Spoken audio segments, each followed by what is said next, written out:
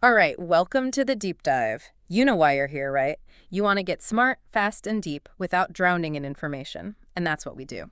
Today, we're taking a deep dive into something you've probably done thousands of times, but maybe not so much lately: handwriting. Oh, for sure. We've been digging through a huge pile of research, from how our brains control our bodies to how kids learn, to unpack the science behind this seemingly simple skill. Right. Our mission today, to give you a clear picture of what researchers have discovered and why it even matters. Yeah, and to really appreciate why this even became a subject of serious research. Think about this. Yeah.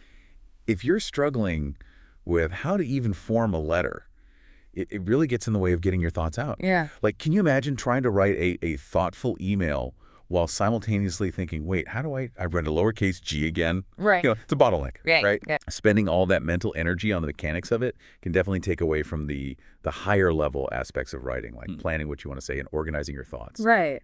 Okay, so for a long time, handwriting was just something kids were taught, right? Like, when did researchers actually start digging into, like, the science behind it? Yeah, that's a great question. There was this really big surge of interest in handwriting research in the 1980s and early 1990s. And it wasn't just teachers and educators. There were psychologists, linguists, or neurologists, even people in bioengineering who started to look at handwriting as a really rich area for investigation. And this wasn't just like a local trend either. There were major research programs happening all over the world. Australia, Canada, France, the Netherlands, the UK, the US, you name it. Wow. So what sparked this kind of intense interest? Like, why handwriting and why then? Well, a few things sort of came together at the right time. First, like we just talked about, handwriting turned out to be this incredibly useful way for researchers to study motor control, like the fundamentals of how our brains control our movements. I mean, think about it. Writing is this complex sequence of really precise actions that leaves a tangible trace. Like you can literally see the outcome of the brain's commands on the page. Mm. And that's something you can record, you can analyze in detail.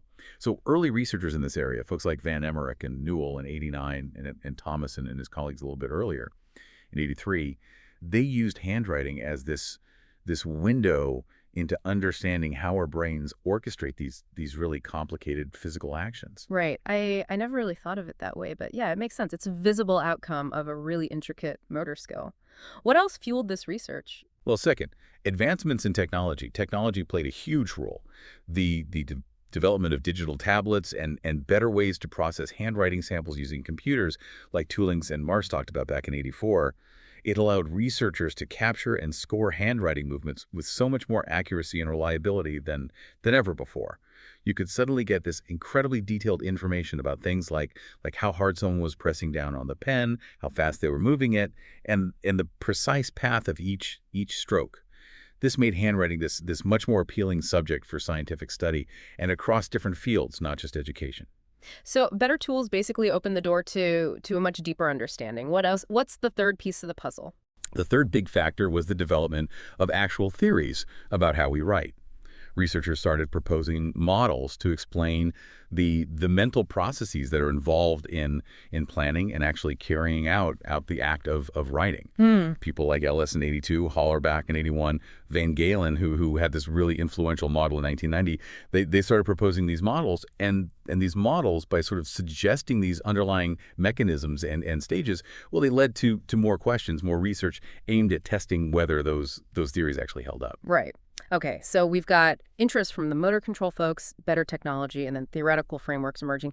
What were the last couple of things that really drove this research? Fourth, there was a growing concern about children with special needs who struggled with handwriting. Yeah. Understanding the root causes of those difficulties, well, it became this important area of investigation. And the fifth thing, and it's kind of ironic, around this same time there was actually a decline in the interest in researching specific methods for teaching handwriting to the general student population. No, that's interesting. That seems kind of counterintuitive. Why the dip in instructional research then?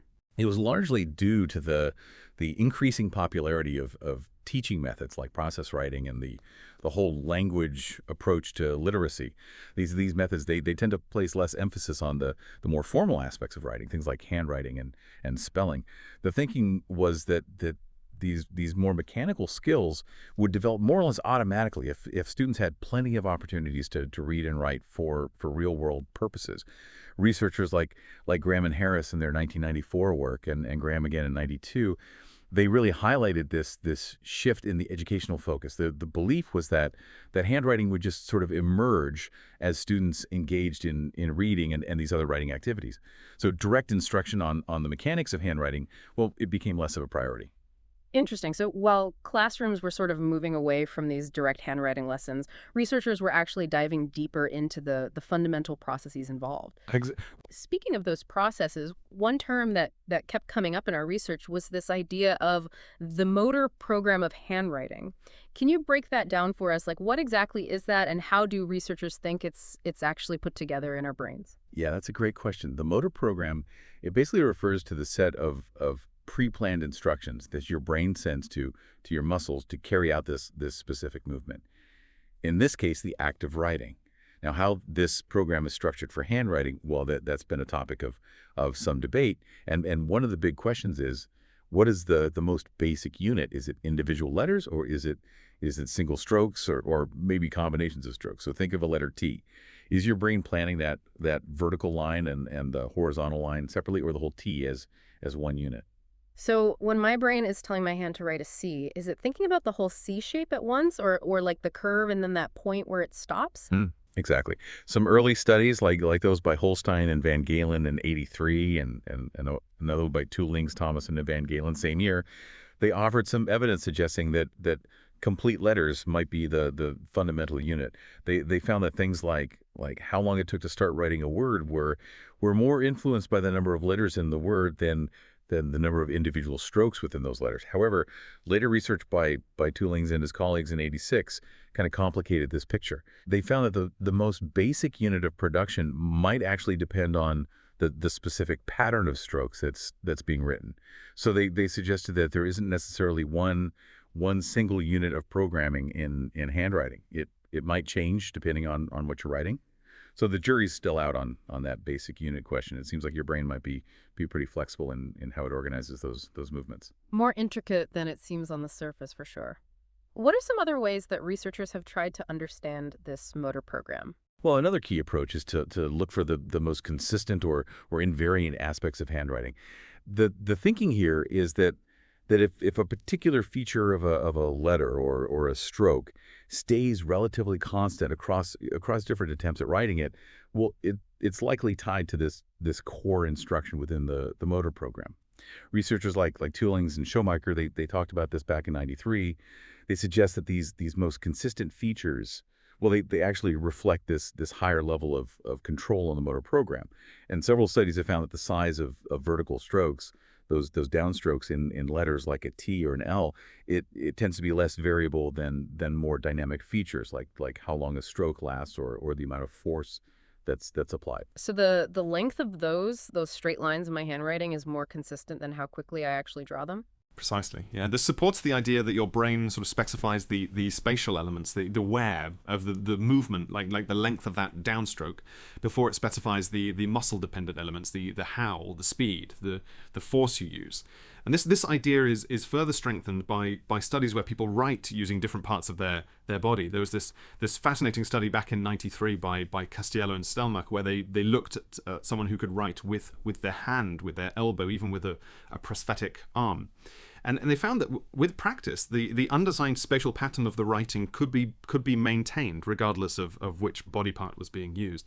So it suggests that there's this abstract spatial plan in your brain that gets translated into the specific muscle movements needed for each different effector. It's almost like having a blueprint for the letter, that can be executed by different tools. That's wild. So my brain has this mental image of the letter that it can then tell my hand or even my elbow how to create physically. Exactly. And further evidence for this idea of separate stages in handwriting, it comes from the work of Van Galen and Toolings back in '83. They found that things like reversing the order of strokes, Yeah. or changing the size, changing the slant of a letter they use in H in their study. Well, it affected the reaction time in the sort of sequential way, suggesting that the basic shape of the letter is activated independently of these other factors like size and slant. Okay, so we're starting to get this picture of this motor program, but handwriting isn't just about moving your hand, right? Right. It's obviously connected to language and what we actually want to communicate. So how do these higher level processes influence our handwriting? Yeah, that's a really crucial point. Researchers have definitely shown that handwriting isn't just this purely physical skill. It's really deeply intertwined with our language processing. For example, a study by Brown and his colleagues in '89 found that when people wrote quickly, their handwriting was actually more legible when they were writing familiar material. It's almost as if your brain has this stronger, clearer template for words that you know well. So, for you that means that familiar emails or frequently used phrases, those might be easier to dash off legibly than something that you're writing for the very first time. Right. Yeah, that makes sense. I probably couldn't scribble down a foreign word I just heard as legibly as my own name if I was trying to write them both really fast. Exactly. And Thomas and his team in '89, they showed that our habitual way of forming letters is more likely to stick even when writing at different angles if we're writing actual letters versus just random non-letter shapes. So it suggests that our ingrained knowledge of letter forms actually has this powerful influence on how we physically produce them. And even something like applying a grammatical rule, like making a word plural or conjugating a verb well, it can actually increase the time it takes to prepare and write that word. Or Liege and Bow found that back in '93. So, when you're thinking about grammar, it subtly impacts your handwriting. So my brain is doing a little extra linguistic processing, and that has this knock-on effect on my hand movements.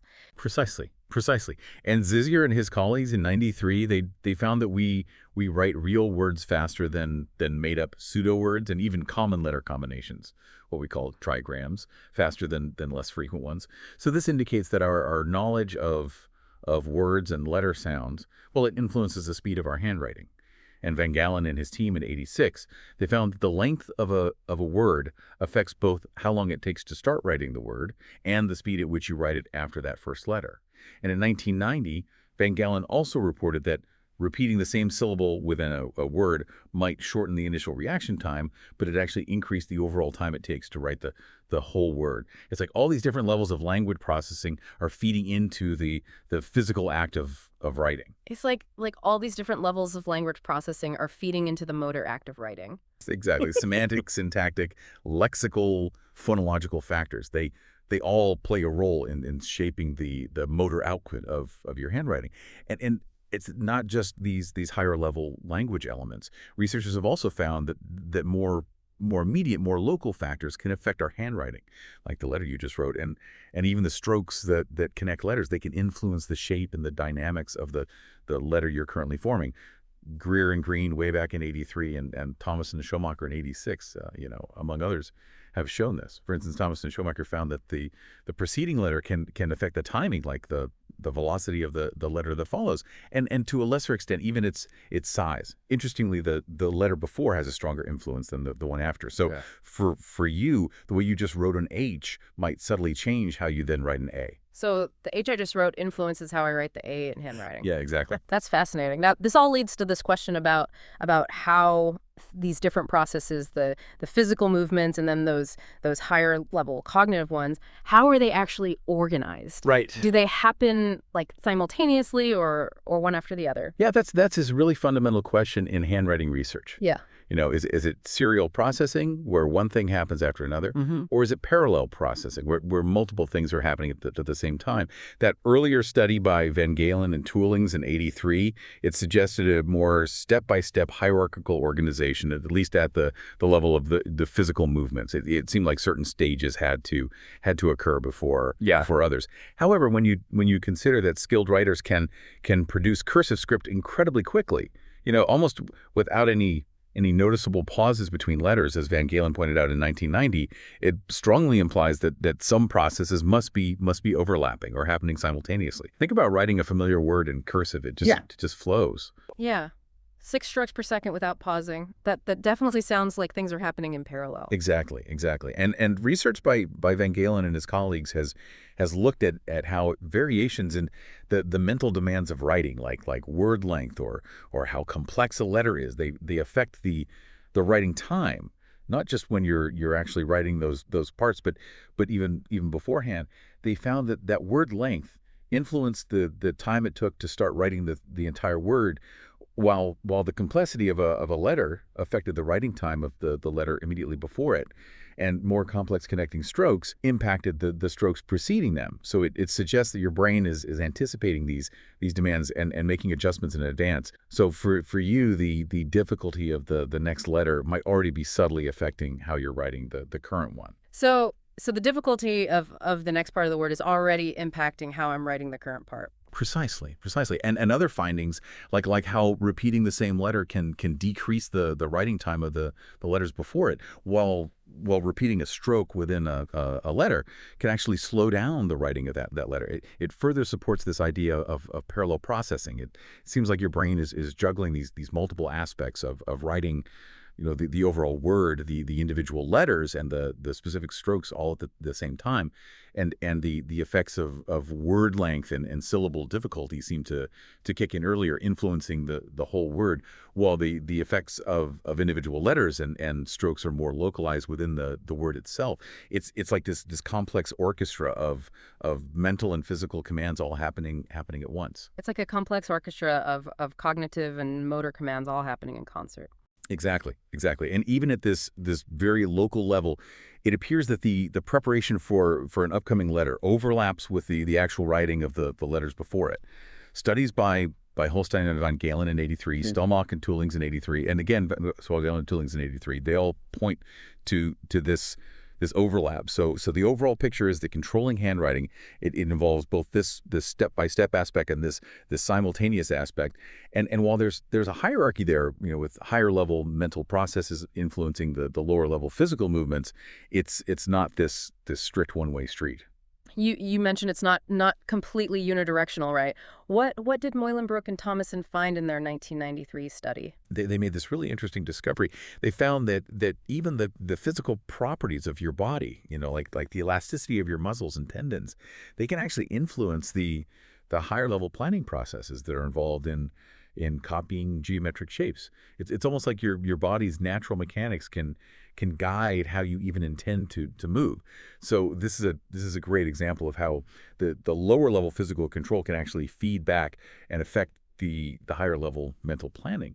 And going in the other direction, like we touched on earlier, removing the physical act of writing, like by dictating text, might even influence how much someone writes, as Dillapaz and Graham suggested. It's also interconnected. What about the role of vision in all this? Because I imagine we're constantly looking at what we're writing. Yeah, absolutely. Vision, it plays this critical role in guiding and monitoring your handwriting. Van Galen and his colleagues in '89, they provided evidence that visual feedback acts as this signal to your working memory, essentially telling it when a particular movement plan has already been completed. So this helps you stay on track and avoid writing the same letter or stroke multiple times unintentionally. And while we still need more research to fully understand the role of vision, especially in how children learn to write, it seems like when you're writing letters that you don't practice as often, you become more reliant on looking at what you're doing for guidance. Okay, so vision is our real-time correction mechanism. Now, I remember reading about something called the two-stage model of handwriting that's been debunked. Can you explain what that was about? Oh, yes. The two-stage model was an earlier idea that proposed that the handwriting involved this slow, continuous movement of your pen across the page from left to right, Yeah. and that the faster formation of individual letters was somehow separate or just layered on top of this underlying movement. Yeah. But later research, including work by Marsh and Thomason in '83 and Thomason and his colleagues in subsequent studies, has shown that this isn't really accurate. There are definitely these ongoing interactions happening between that overall rightward movement and the more rapid movements of forming the letters themselves. It's not two distinct independent stages. Got it. So it's a much more integrated process than that initial model suggested. One last piece about the mechanics. Oh. How does time relate to the size of our handwriting? Like, does writing bigger letters simply take longer? That's another area where the research has yielded some conflicting results. Some researchers like Hollerbach in 81 and Wright in 93, they suggested that the size of a letter and the time it takes to write it are independent, and that you change size simply by varying the speed of your movements. Others, including Greer and Green in 83 and Van Galen and Twirlings in 83, they found that both the speed and the duration of production change when you write in different sizes. And similarly, when looking at letters that have the same shape but different sizes, like a lowercase e and L in cursive, some researchers thought they were produced at the same speed but took different amounts of time, while others found variations in both speed and duration. So the precise relationship between time and the size of your handwriting is still not entirely clear. The evidence is kind of mixed. It sounds like even something as seemingly straightforward as the connection between size and speed in handwriting is surprisingly complex. It is. Okay, let's switch gears now and talk about how handwriting actually develops in children. What have researchers observed about how kids learn to write? One really interesting observation comes from a study in 1989 by Levin and Tolchinsky-Landsman. They looked at how young children's writing abilities sort of emerge, and they found that for the youngest kids, around 3 years old, there was very little difference between their writing and their drawing. Hmm. Neither really contained these recognizable shapes or symbols. However, the time they were 4, their drawing and writing, it became more clearly distinct. But at this stage, their writing often consisted of this mix of different kinds of characters, Hebrew letters, numbers, Latin letters, or even conventional letters that didn't really correspond to what they were trying to express. And they also started to include these consistent features like writing from left to right, but these weren't always conventional either. Mm. So they're starting to grasp the idea of using symbols to represent something, but not necessarily the specific symbols or rules that we use. Exactly. And another really fascinating area of research with young children focuses on these underlying patterns in how they form letter shapes. Yeah. This classic 1973 study by Goodnow and Levine on copying simple geometric designs, it introduced this idea of a grammar of action. This refers to the specific rules that kids seem to follow sort of instinctively, like where they tend to start a stroke, the direction they move their hand, and the strategies they use, like trying not to lift their pen or to connect segments. A grammar of action for handwriting. That's an intriguing way to think about it. Did these rules apply to how children learn to write actual letters as well? So Senior did a series of studies in the early 1980s to investigate this. And in one study from 1981, they looked at children from kindergarten through second grade. And they found that kindergartners who hadn't received formal handwriting instruction yet, they did tend to use these consistent stroke patterns for most letters and numbers, and generally followed those starting and progression rules. However, these rules weren't always applied consistently, especially when they seemed to conflict with each other for a particular letter. And what was also really interesting was that formal handwriting instruction in first and second grade didn't seem to have a significant impact on how the children were already forming letters, suggesting that these early habits, they become pretty ingrained and they're not easily changed by later teaching. So this implies that if a child develops an inefficient way of forming a letter early on, it might be really difficult to correct later. So those first attempts at writing might be more influential than we realize. What about some of the specific predictions that Goodnow made about common letter errors? Right. So in a later study in 1984, Simner, they specifically tested 2 predictions from Goodnow's earlier work. One was that left-handed children would make more reversals of certain types of shapes that are inherently reversible, letters like B and D. And the second prediction was that as right-handed children got older, they would make more reversals of the letter N due to a potential misapplication of the starting rule, top left, followed by trying to make it one continuous stroke. But Sinner's research didn't actually support either of these predictions. There were no significant differences in reversals between left and right-handed children for those reversible letters, and the number of N reversals actually decreased as the right-handed children got older. So the grammar of action seems to have some influence on how kids approach writing, but it's not this strict set of rules that perfectly predicts every aspect of their letter formation. What about in other cultural contexts? Right. Like, did Naihai's 1983 study on Japanese children, did he find similar action rules? Yeah, so Naihai's work did find some interesting parallels. He looked at how 4- and 5-year-old Japanese children copied simple shapes and the hiragana letter hai, and he focused on whether they used what he called fixed anchoring. Starting a second stroke exactly where the first one began, or fluid anchoring, making it one continuous stroke. He found that younger children used fixed anchoring more frequently, while older children tended to favor fluid anchoring. So it suggests that there might indeed be some general underlying principles in how children approach making marks on paper, whether it's drawing a shape or writing a letter. But more research is definitely needed to really understand which of these action rules are universal, which might be specific to handwriting or even particular writing systems. Fascinating to see these underlying principles potentially emerging across different cultures and writing systems. Now let's talk about the advice we often hear regarding how we should sit, how our arms should move, the correct way to grip a pencil when writing. Is there any solid research backing up these common recommendations? That's a really practical question, and you're right. You often see these very specific instructions about sitting up straight, how your arms should be positioned on the desk, the ideal tripod pencil grip. Mm-hmm. However, a study back in '86 by Ziviani and Elkins, which looked at school-aged children, it actually found that variations in their posture and how they gripped their pencil while they were copying text, well, it didn't have a significant impact on either how legible their writing was or how quickly they could write. Really? So all those years of being told to sit up straight and hold my pencil just so might not have been absolutely critical for good handwriting. Well, the research seems to suggest that within a reasonable range of variation, individual differences in posture and grip don't drastically affect the final outcome of legibility or speed. However, what they did observe was that as children get older, they do tend to make these subtle adjustments and refinements in how they hold their writing tools.